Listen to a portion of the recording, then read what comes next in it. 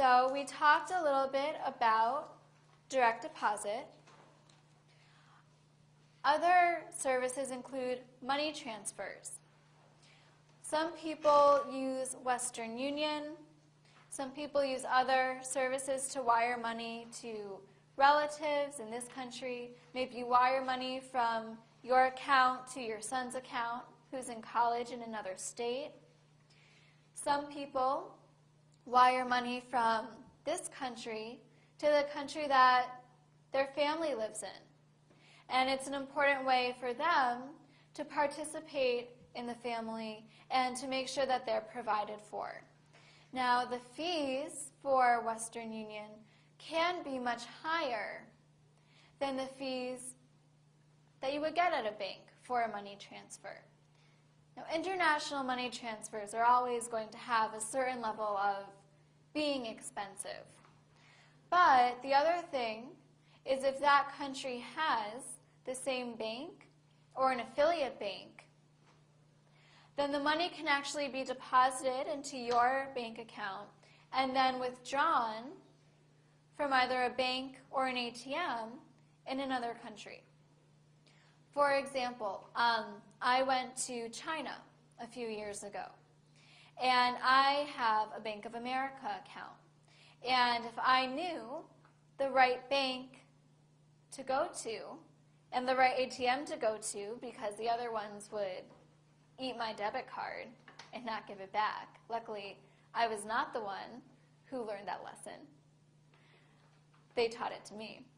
When I went to the other bank's ATM, even though it was a different name of bank, I could still access my funds, and I could get cash right out of that ATM. And so for people who do have that international connection, it could be worthwhile to find out if there are any partner banks in that home country within this country, because it could very much reduce the cost of sending that money. Also, knowing fees, both on your side and on the side of the people receiving it, and knowing what that exchange rate is, knowing how much the money we send is actually going to become in the country that they're receiving it. Because knowing what's worthwhile is very important. If you're losing 25% of the amount sent, it might be good to try to think of any other way to get that money to where it needs to go. Any questions about money transfers? Now, even in this country, if we have an ATM card with a smaller bank, this is another consideration. How many ATMs can we access without a fee being charged? Because even here, if you have a Citizens Bank card and you use it in a Bank of America ATM, you could be charged $2, $3. And that certainly adds up the more you do it.